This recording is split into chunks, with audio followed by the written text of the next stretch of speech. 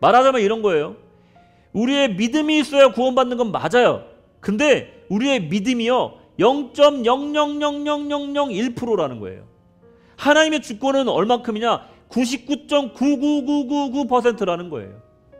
있어야지만 되지만 우리의 믿음의 비율은 정말로 미비한 거라는 거예요. 우리는 아무것도 한 것 없이 구원받았다는 것을 의미하는 겁니다. 그래서 은혜인 겁니다. 믿음이 있어야 구원받는 건 맞지만 그 지분상으로 주권과 비교가 안 된다는 것입니다. 우리는 종종 착각합니다. 우리가 믿음이 좋으면 엄청난 일을 벌어질 것이라고 생각을 합니다. 마치 하나님의 보좌를 흔들어 하나님의 뜻도 꺾을 수 있다라고 가르치는 사람들도 있어요. 맞습니까? 우리가 도대체 무엇이 간데 전능하신 하나님을, 그분의 의지를 꺾을 수 있단 말입니까? 여러분은 하나님의 주권은 그런 것은 아닙니다. 우리는 그런 존재도 아닙니다. 우리는 자녀이고 하나님은 우리를 쓰셔서 그 뜻을 이루시길 원하시지만 내 뜻대로 하나님을 이끌어갈 수 있다는 망상을 버리는 게 좋습니다. 한 번이라도 우리가 그런 생각을 했다면 회개해야 됩니다. 하나님의 통치는요, 내가 바꿀 수 있는 그런 것이 아닙니다.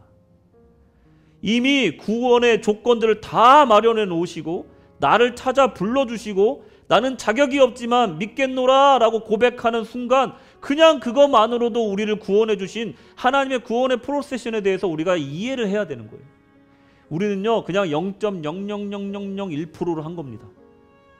올바른 관계와 신앙을 위해 우리는 하나님의 주권에 대해 인정과 더 깊은 이해가 필요하다는 것을 우리가 이 대목에서 생각해 볼 필요가 있어요. 그러나 이스라엘 민족은요 이 창조주 하나님을 향해서 반문합니다. 따지는 거예요. 그 반역의 길과 메시아를 못 박아 죽이는 그런 일까지 벌이게 됩니다. 하나님의 아들을 죽이는 일을 벌이게 되는 거예요. 이것은 마치 오늘 본문에 나오는 이 토기장이의 비유와도 같습니다. 21절을 보시면 진흙덩이가 왜 나를 천이 쓰는 그릇으로 만들었습니까? 하고 물을 수 없다는 거예요. 아무 생명력이 없던 이 진흙덩이가 토기장이의 손을 만나면 여러 종류의 그릇으로 탄생하는 겁니다. 처음부터 토기장이는요 이 그릇의 용도를 이미 생각해 놓으신 거예요. 우리도 마찬가지입니다, 여러분. 우리는요 진흙이었어요. 흙이었어요. 근데 하나님께서 이미 그 진흙을 손에 쥐으실 때부터 사람을 만들어야겠다라는 목적이 있으셨던 거예요.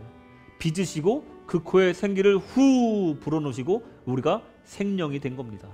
하나님 저를 왜 더 멋있는 존재로 만들지 않으시고 아니면 영적이고 능력 있는 초능력이 있는 존재로 아니면 천사로 우리를 만들어 주시지 왜 인간으로 만들어 주셨습니까? 따질 수 없다는 거예요. 토기장이가 그릇을 만들 때는 토기장이의 마음인 거예요. 그 용도도 그 토기장이가 정하는 겁니다. 여러분 아무 생명력 없는 진흙이었을 때는 말도 못했어요. 근데 사람이 되고 보니까 말을 하게 됐단 말이에요. 그랬더니 창조주에게 반문하는 겁니다. 왜 나를 이렇게 만들었느냐? 왜 높은 신분의 사람으로 메시아를 보내주지 않았느냐 물어보는 거예요. 왜 왕족으로 태어나게 하지 않으셨냐 메시아를? 왜 예수님은 저 마구간에서 태어났습니까? 좀 우리가 존경할 만한 신분의 사람으로 태어나게 하시면 얼마나 좋습니까? 저 인정 못합니다. 저분 메시아 아닙니다. 왜 천한 나사렛의 목수를 우리의 메시아라고 말하십니까? 저희는 저 사람에게 경배할 수 없습니다. 하나님의 아들 아닙니다. 우린 다른 메시아 기다리겠습니다. 우리는 인정할 수 없습니다 라고 하나님께 따지고 있는 것입니다. 왜 우리가 원하는 모습으로 메시아를 보내주지 않았습니까? 라고 지금 하나님께 따지고 있는 거예요. 우리는 진짜 하나님의 주권을 지금 인정하고 살고 있습니까? 우리 스스로에게 한번 질문해 보자는 거예요. 가슴에 손을 얹고 나는 정말로 하나님의 주권을 인정하는 삶을 살고 있습니까? 무엇인가 내가 마음에 안 드는 부분에 대해서 내가 정말 나의 주권으로 살았지 하나님의 주권을 생각해 본 적이 있느냐 이거예요. 중요한 결정의 순간에 우리는 얼마나 하나님께 의뢰하고 살았습니까? 내가 이해하지 못하는 상황을 만나면 우리는 화를 내거나 그 상황을 걷어차버린 적이 있지 않습니까? 혹시 마음에 안 드는 사람이 교회에 전도돼서 와서 뭐 저런 사람을 전도했어 라고 말한 적이 혹시 있진 않으십니까? 혹시 내 아들이 며느리를 데려왔는데 마음에 안 든 적 있지 않으십니까? 내 딸이 사위를 데려왔는데 마음에 안 든 적이 있지 않으십니까? 혹시 마음에 안 드는 사관이 온 적이 있습니까? 뭐 혹시 지금 그렇습니까? 농담이고요. 거기에 하나님의 뜻이 무엇인지 진심으로 매달려서 기도해야 됐는데 내 생각으로 내 경험으로 혹시라도 하나님의 주권을 생각하지 않고 그 상황만 가지고 불평불만한 적이 있지 않느냐 이겁니다. 하나님의 주권을 인정하는 삶은요, 전혀 예상하지 못한 일이나 나의 기대와 다른 상황도 하나님의 뜻이 무엇인지 기도하는 것으로부터, 매달리는 것부터 시작이 된다는 거예요. 그것이 겸손한 성도의 자세라는 것입니다. 이스라엘이, 그리고 우리가 하나님의 주권을 인정하지 않는 과오를 범했다는 것입니다. 우리의 믿음이 무엇인가 대단한 것이라고 착각을 했다는 것입니다. 하나님이 구원하시고자 했기 때문에 우리가 구원받은 것이지, 알량한 우리의 믿음 때문에 우리가 구원받은 것이 아니라는 것입니다.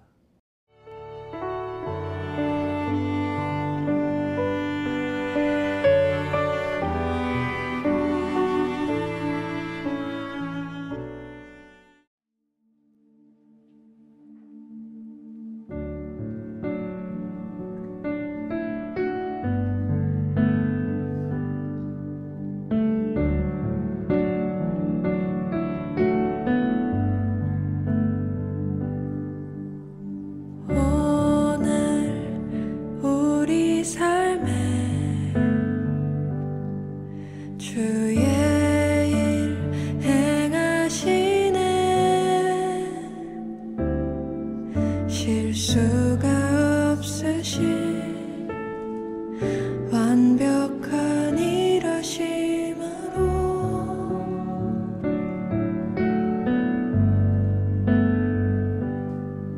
마침내 그날에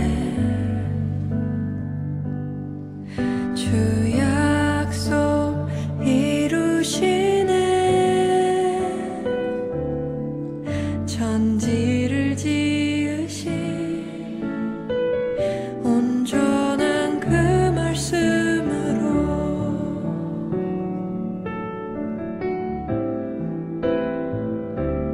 다시 밤이 없겠고